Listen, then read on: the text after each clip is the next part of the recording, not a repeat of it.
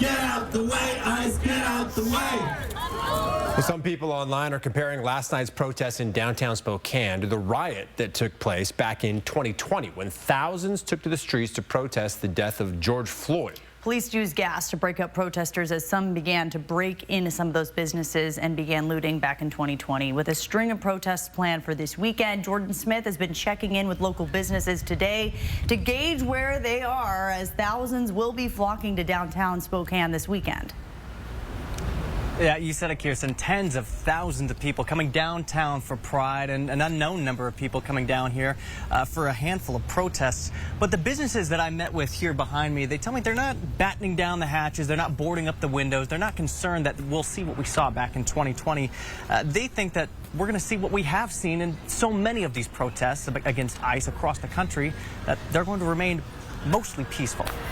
I'm not concerned about it too much. Jesse McCauley echoed what a few of the neighbors on his downtown block are thinking ahead of this weekend's protests. We just try to provide a safe space, so we're just hoping that everything goes really well this weekend and that people are safe and that people have a good time and just really get to enjoy themselves. McCauley isn't particularly worried about ICE protests escalating to the level that we saw back in 2020 when buildings were vandalized, windows were smashed, and there were some instances of looting in downtown stores. I think a lot of instances where people smashed out windows and stuff in 2020, a lot of that too was also people that weren't even involved in the situations, that were just looking for an opportunity to cause trouble. The majority of ICE protests nationwide, including the one last night in downtown, have remained mostly peaceful.